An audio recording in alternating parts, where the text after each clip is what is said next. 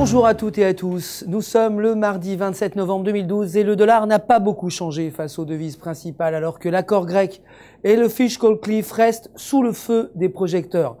Un accord d'aide à la Grèce pourrait catalyser la chute du dollar. Wall Street a terminé de façon mixte. Les actions technologiques ont chuté, mais les instruments financiers sont restés à la traîne. Le S&P 500 a perdu 0,2%, le Dow Jones 0,33%, tandis que le Nasdaq a gagné 0,33%.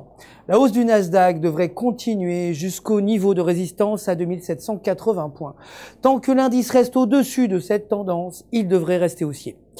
Les actions de Facebook ont gagné 8,09%, clôturant à 25,94 $ suite à des perspectives optimistes sur la capacité de la société à augmenter son chiffre d'affaires.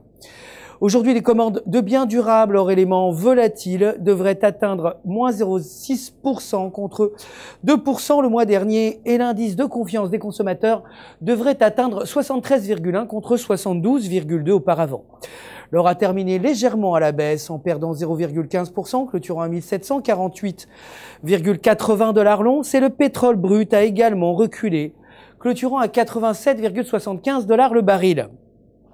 L'euro a été stable durant le trading de lundi après l'annonce des dirigeants européens des progrès sur la question de l'aide à la Grèce.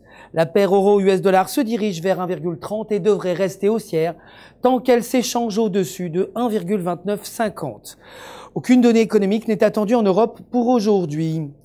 La livre a terminé sans grand changement face au dollar durant la séance de lundi à faible volatilité. Le gouverneur de la Banque du Canada, Mark Carney, a été nommé comme successeur de Mervyn King comme gouverneur de la Banque d'Angleterre, alors que l'économie anglaise a des difficultés à se sortir du double récession. Les perspectives de la livre restent haussières tant qu'elle s'échange au-dessus de 1,5950. Le RSI n'est plus en situation de surachat selon le graphique en données de 4 heures et la livre pourrait continuer à grimper jusqu'à 1,6150. Enfin, le PIB devrait rester identique pour aujourd'hui à 1% et l'investissement commercial devrait atteindre 1,3% contre 0,9% auparavant. C'est la fin de ce flash. Merci de votre fidélité. Je vous souhaite de très bons échanges sur les marchés en compagnie de www.ufxmarkets.com.